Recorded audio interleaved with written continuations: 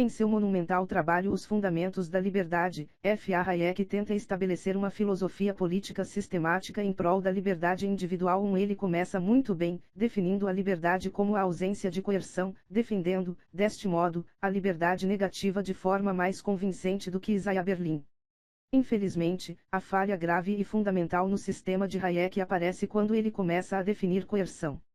Pois, ao invés de definir coerção como se faz neste livro, como o uso invasivo de violência física ou a ameaça da mesma contra a pessoa ou propriedade, justa, de outro, Hayek define coerção de maneira muito mais confusa e desorganizada, exemplo gratia. Como o controle exercido sobre uma pessoa por outra em termos de ambiente ou de circunstâncias, a ponto de, para evitar maiores danos, aquela ser forçada a agir para servir aos objetivos desta e não de acordo com um plano coerente que ela própria, e novamente, a coerção ocorre quando um indivíduo é obrigado a colocar suas ações a serviço da vontade de outro, não para alcançar seus próprios objetivos mas para buscar os da pessoa a quem serve. 2.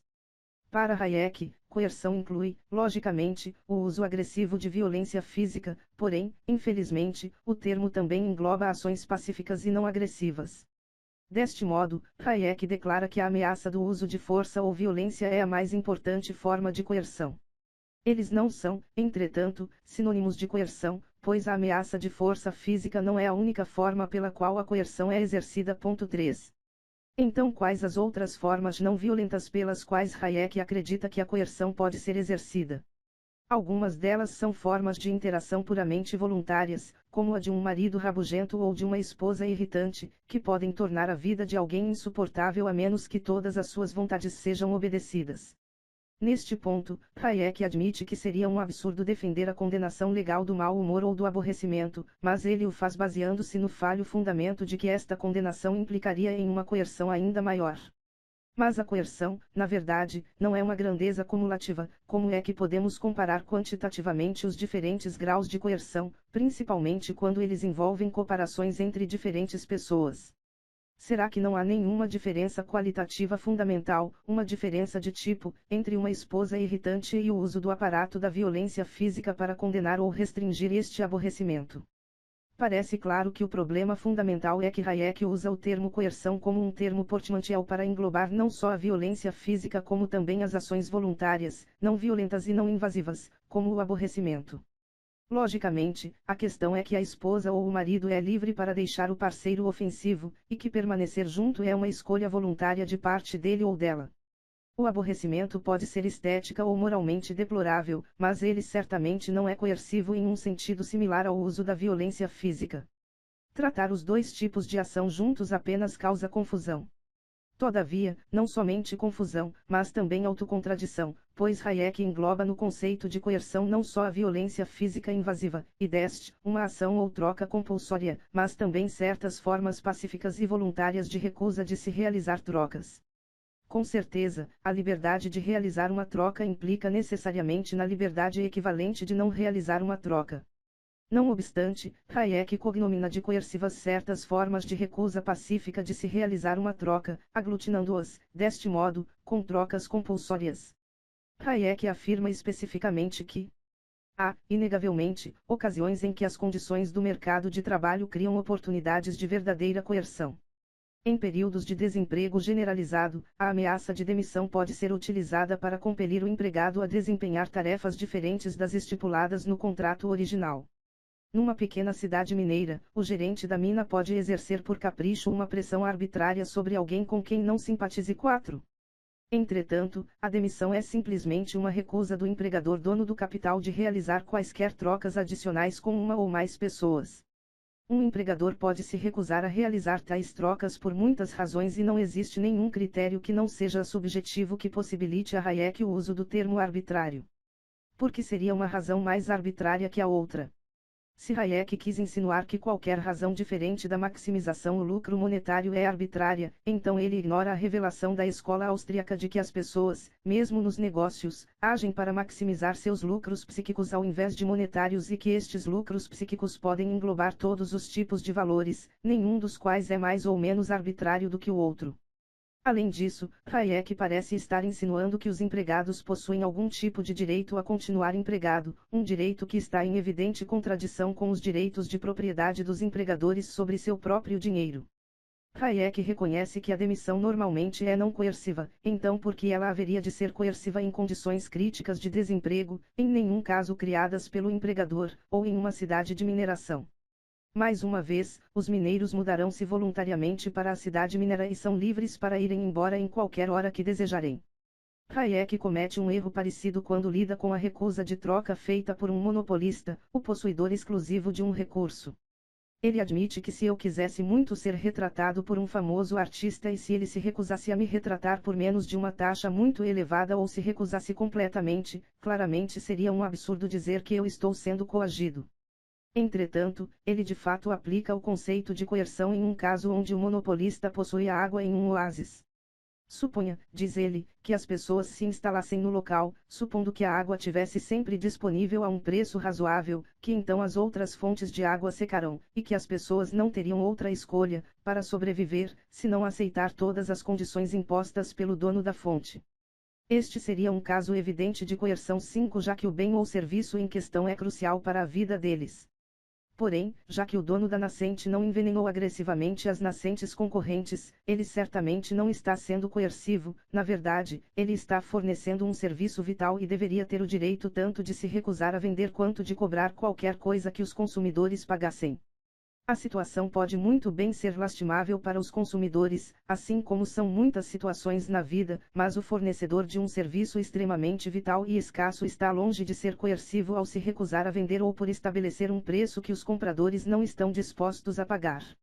As duas ações estão dentro de seus direitos enquanto homem livre e enquanto dono de uma propriedade justa.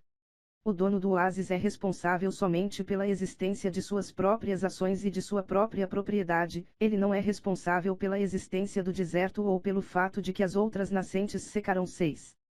Avaliemos outra situação. Suponha que exista apenas um médico em uma comunidade e que uma epidemia se alastre, somente ele pode salvar a vida de muitos de seus concidadãos, com certeza uma ação crucial para a vida deles. Será que ele os estaria coagindo caso A. se recusasse a fazer qualquer coisa, ou deixasse a cidade, ou caso B. cobrasse um preço muito alto pelos seus serviços médicos de cura? Com certeza não. Antes de qualquer coisa, não há nada de errado em um homem cobrar de seus consumidores o valor de seus serviços, e deste, aquilo que eles estão dispostos a pagar. Ademais, ele tem todo o direito de se recusar a fazer qualquer coisa. Embora ele possa ser criticado moral ou esteticamente, como um autoproprietário de seu próprio corpo, ele tem todo o direito de se recusar a curar ou de fazer isso por um preço alto. Dizer que ele está sendo coercivo é, além de tudo, insinuar que é apropriado e não coercivo que seus clientes ou seus representantes forcem o médico a tratar deles. Resumindo, isso é justificar a sua escravidão. Contudo, com certeza a escravidão, o trabalho forçado, deve ser considerada coerciva em qualquer significado sensato que o termo possa ter. Tudo isto realça a natureza gravemente autocontraditória de se incluir uma troca ou atividade forçada e a recusa de alguém realizar uma troca no mesmo sentido de coerção. Conforme escrevi em outro lugar. Um tipo bem conhecido de coerção privada é o impreciso, porém ameaçador, poder econômico. Um dos exemplos prediletos do exercício deste poder é o caso de um trabalhador demitido de seu emprego. Analisemos minuciosamente esta situação. O que exatamente o empregador fez? Ele se recusou a continuar a realizar determinada troca, a qual o trabalhador preferia ter continuado a realizar. Mais especificamente, o empregador recusa-se a vender certa quantia de dinheiro em troca da compra dos serviços do trabalho de B. B gostaria de realizar certa troca, A não gostaria. O mesmo princípio pode ser aplicado a todas as trocas que a economia abrange. O poder econômico, então, é simplesmente o direito de se recusar livremente a realizar uma troca. Todo homem tem este poder. Todo homem tem igualmente o direito de realizar uma troca oferecida. Assim sendo, deveria ficar claro que o estatista do caminho do meio, que reconhece o mal da violência, mas que acrescenta que, às vezes, a violência do governo é necessária para contrabalançar a coerção privada do poder econômico, cai em uma contradição inescapável. A recusa-se a realizar uma troca com B.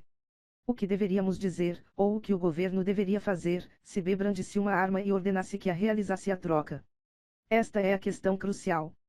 Há somente dois posicionamentos que podemos assumir nesta questão: ou B está cometendo um ato de violência e deveria ser impedido imediatamente, ou é perfeitamente justificável que B tome esta atitude porque ele está simplesmente contrabalançando a coerção sutil do poder econômico exercida por A.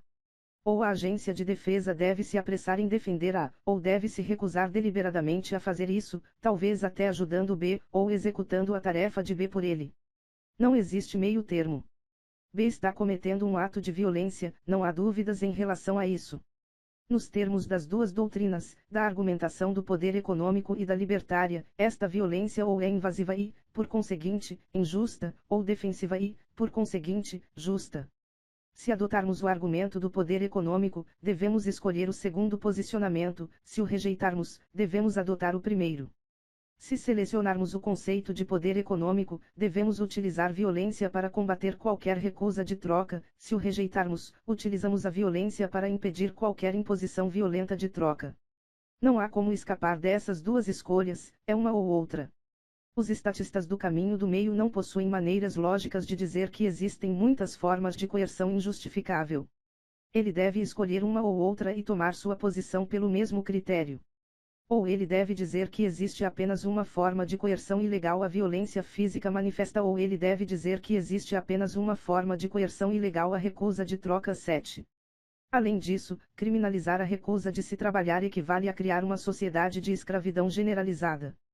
Consideremos outro exemplo que Hayek apressadamente rejeita por ser não coercivo: não haverá coerção, por exemplo, se um convite para uma festa estiver condicionado a determinados padrões de conduta ou de indumentária. 8. No entanto, como o professor Amovi demonstrou, este caso pode muito bem ser considerado coerção segundo o próprio critério de Hayek. Pois, pode ser que eu seja uma pessoa extremamente apegada à minha reputação social e minha ausência nesta festa ameaçaria muito minha posição social. Ademais, meu paletó está na lavanderia e não ficará pronto nesta semana, porém, a festa é amanhã. Sob estas condições, não poderia ser dito que a atitude do anfitrião de exigir que eu use os meus trajes formais como o preço para entrar em sua casa é, na verdade, uma atitude coerciva, visto que ela claramente ameaça a preservação de uma das coisas que eu mais valorizo, o meu prestígio social. Além disso, Amovi indica que, caso o anfitrião demandasse, como um preço para ser convidado à festa, que eu limpasse toda a prataria e a louça usadas na festa, Hayek, ainda mais evidentemente, teria que chamar este contrato voluntário de coercivo segundo seu próprio critério. 9. Numa tentativa de refutar a crítica incisiva de Amovi, Hayek acrescentou posteriormente que para constituir coerção, também seria necessário que a ação do repressor colocasse o coagido em uma posição que ele considere pior do que aquela em que estaria sem aquela ação. 10. Porém, conforme salienta Amovi em sua resposta, isto não salva a recusa ilógica, por parte de Hayek, em adotar o óbvio disparate de se chamar um convite condicional a uma festa de coercivo. Pois, o caso que acabou de ser descrito parece igualmente satisfazer essas condições, pois, enquanto é verdade que, em certo sentido, o meu suposto anfitrião expandiu o meu campo de alternativas por meio de seu convite, a situação como um todo, que deve incluir a minha incapacidade de adquirir um traje formal e a minha consequente frustração, do meu ponto de vista é pior do que a situação que prevalecia antes do convite, com certeza pior do que a que prevalecia antes de o meu suposto anfitrião decidir dar uma festa exatamente naquela data. 11. Consequentemente, Hayek e o resto de nós somos obrigados a fazer uma de duas coisas: ou restringir rigorosamente o conceito de coerção à invasão da pessoa ou propriedade de outro por meio do uso ou ameaça de violência física, ou riscar completamente do mapa o termo coerção e simplesmente definir liberdade não como a ausência de coerção, mas como a ausência de violência física agressiva ou da ameaça dela. Hayek de fato reconhece que a coerção pode ser de tal modo definida que se transforma em um fenômeno universal e inevitável. 12. Infelizmente, sua deficiência de caminho do meio de não restringir a coerção estritamente à violência provoca uma rachadura que se espalha por todo o seu sistema de filosofia política. Ele não pode salvar este sistema ao tentar distinguir, apenas quantitativamente, entre formas de coerção suaves e mais severas. Outra falácia fundamental do sistema de Hayek não é só a sua definição de coerção além do campo da violência física, mas também não ter conseguido distinguir entre coerção ou violência agressiva e defensiva. Há toda uma diferença de gênero entre violência agressiva, assalto ou roubo contra outra pessoa e o uso de violência para alguém se defender ou defender sua propriedade dessa agressão. A violência agressiva é criminosa e injusta, a violência defensiva é totalmente justa e apropriada, a primeira invade os direitos da pessoa e de propriedade, a segunda defende contra esta invasão.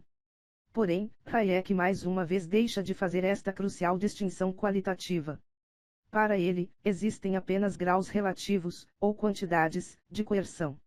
Deste modo, Hayek declara que a coerção, de qualquer modo, não pode ser completamente evitada porque a única maneira de impedi-la é pela ameaça de coerção. 13. A partir disso, ele continua agravando o erro ao acrescentar que a sociedade livre tem resolvido esse problema conferindo o monopólio da coerção ao Estado e tentando limitar esse poder às circunstâncias em que a ação do Estado é necessária para impedir a coerção exercida pelos indivíduos. 14. Todavia, não estamos comparando aqui diferentes graus de uma massa indefinida que pode ser chamada de coerção, mesmo se a definirmos como violência física. Pois nós podemos evitar completamente a violência agressiva prevenindo-a por meio da compra de serviços de agências de defesa que são autorizadas a usar somente a violência defensiva. Nós não ficaremos abandonados aos martírios da coerção se definirmos tal coerção somente como violência agressiva, ou, alternativamente, se abandonarmos o termo coerção por completo e mantivermos a distinção entre violência agressiva e defensiva. A segunda frase crucial de Hayek no parágrafo acima agrava muito mais o seu erro. Em primeiro lugar, em todo e qualquer acontecimento histórico, a sociedade livre nunca conferiu qualquer monopólio de coerção ao Estado, jamais existiu qualquer forma de contrato social voluntário. Em todos os acontecimentos históricos, o Estado se apoderou, por meio do uso da violência agressiva e da conquista, deste monopólio da violência na sociedade. E mais, o que o Estado tem não é tanto um monopólio de coerção, mas sim de violência agressiva, assim como defensiva, e este monopólio é estabelecido e mantido por meio do emprego sistemático de duas formas específicas de violência agressiva, imposto para a obtenção da renda do Estado e a criminalização compulsória de agências de violência defensivas concorrentes dentro da extensão territorial conquistada pelo Estado. Então, uma vez que a liberdade requer a eliminação da violência agressiva na sociedade, ao passo que preserva a violência defensiva contra possíveis invasores, jamais se pode justificar que o Estado é um defensor da liberdade. Pois o Estado sobrevive em virtude de seu emprego predominante e duplo da violência agressiva contra a verdadeira liberdade e propriedade dos indivíduos que ele supostamente deveria defender. O Estado é qualitativamente injustificado e injustificável. Deste modo, a justificação de Hayek para a existência do Estado bem como o seu uso do imposto e outras medidas de violência agressiva baseiam-se em sua indefensável eliminação da distinção entre violência agressiva e defensiva e em sua aglutinação de todas as ações violentas com a rubrica única de graus variados de coerção. Mas isto não é tudo.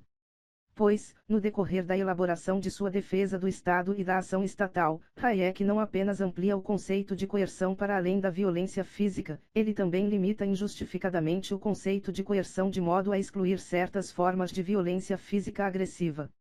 A fim de limitar a coerção do Estado, e para justificar a ação do Estado dentro destes limites, Hayek declara que a coerção é minimizada ou até mesmo deixa de existir se os decretos sustentados na violência não são pessoais e arbitrários, mas se são promulgados sob a forma de regras gerais e universais, conhecidas por todos com antecedência, o império da lei.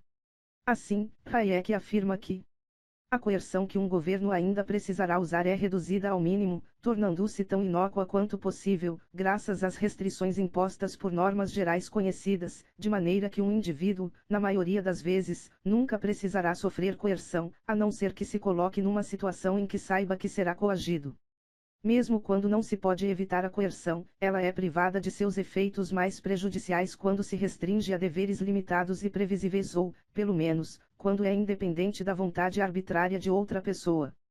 Tornando-se essa coerção impessoal e dependente de normas gerais abstratas, cujos efeitos sobre os indivíduos não podem ser previstos na época em que as normas são estabelecidas, até os atos coercivos do governo se transformam em dados pelos quais o indivíduo pode pautar seus próprios planos. 15. O critério da possibilidade de ser evitada de Hayek para ações alegadamente não coercivas, embora violentas, é exposto sem rodeios como se segue. Desde que tenha prévio conhecimento de que, ao agir de determinada maneira, sofrerei coerção, e desde que possa evitar tal conduta, nunca serei coagido. pelo menos na medida em que as normas coercitivas não visem a minha pessoa, mas sejam formuladas de modo a ser igualmente aplicáveis a todos os cidadãos em situações semelhantes, elas não se distinguem de qualquer obstáculo natural que possa afetar meus planos. 16.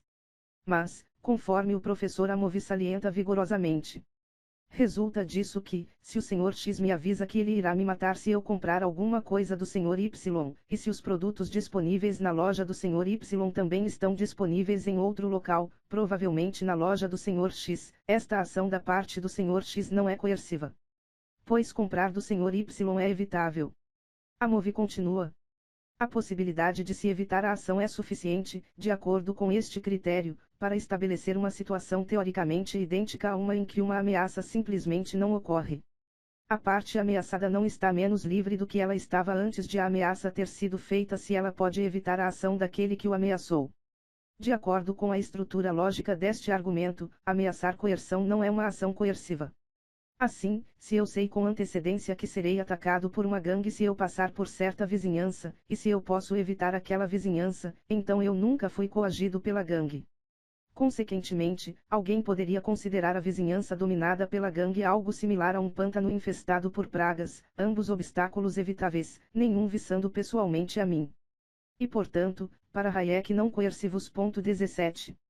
Deste modo, o critério da possibilidade de ser evitada de Hayek para determinar se existe ou não coerção leva a um enfraquecimento evidentemente absurdo do conceito de coerção e à inclusão de ações agressivas e evidentemente coercivas sob uma rubrica não coerciva benigna. Mesmo assim, Hayek está até disposto a excluir o seu próprio critério deficiente da possibilidade de ser evitada em relação ao governo, pois ele reconhece que o imposto e o serviço militar, por exemplo, são, e deveriam ser, inevitáveis.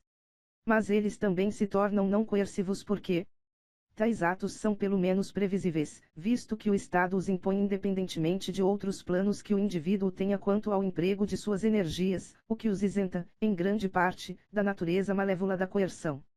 Se a conhecida necessidade do pagamento de uma certa porcentagem de impostos se tornar um parâmetro pelo qual eu possa traçar meus planos, se o serviço militar for um período previsível de minha existência, então poderei programar minha vida e ser tão independente da vontade de outros indivíduos quanto se tornou possível em sociedade. 18. O disparate de se considerar regras gerais, universais, igualmente aplicáveis, e previsíveis como sendo um critério, ou uma defesa para a liberdade individual, quase nunca foi revelada tão incisivamente. 19 Pois isto significa que, exempli gratia, se existe uma lei governamental geral em que todas as pessoas devem ser escravizadas por um ano a cada 3 anos, então esta escravidão universal não é de forma alguma coerciva. Então, em que sentido as regras gerais hayekianas são superiores ou mais libertárias do que qualquer caso concebível de normas impostas por caprichos arbitrários? Vamos pressupor, por exemplo, duas possíveis sociedades. Uma é regida por uma vasta rede de leis gerais hayekianas, igualmente aplicáveis a todos, exempli gratia, leis como, todos devem ser escravizados a cada 3 anos, ninguém pode criticar o governo, sob pena de morte, ninguém pode beber bebidas alcoólicas, todos devem se ajoelhar virados para Meca 3 vezes ao dia em determinadas horas, todos devem usar determinado uniforme verde, etc. É evidente que esta sociedade, embora satisfaça totalmente o critério de Hayek de um império da lei não coercivo, é completamente despótica e totalitária. Em contraste, vamos pressupor uma segunda sociedade que é totalmente livre, onde toda pessoa é livre para empregar sua pessoa e propriedade, realizar trocas, etc. Da maneira que ela achar melhor, exceto que, uma vez por ano, o monarca, que não faz absolutamente nada o resto do ano, comete um ato de invasão arbitrária contra um indivíduo que ele escolhe. Qual sociedade deve ser considerada mais livre, mais libertária? 20. Assim, vemos que os fundamentos da liberdade de Hayek não podem de maneira alguma fornecer o critério ou o princípio fundamental para um sistema de liberdade individual. Além das definições de coerção gravemente defeituosas, uma falha fundamental na teoria de direitos individuais de Hayek, como salienta Amovi, é que eles não se originam em uma teoria moral ou em algum acordo social não governamental independente, mas, ao contrário, eles emanam do próprio governo. Para Hayek, o governo e o seu império da lei cria direitos, ao invés de ratificá-los ou defendê-los. 21 Não é de se admirar que, no decorrer de seu livro, Hayek endosse uma longa lista de ações governamentais que claramente invadem os direitos e as liberdades dos cidadãos individuais. 22.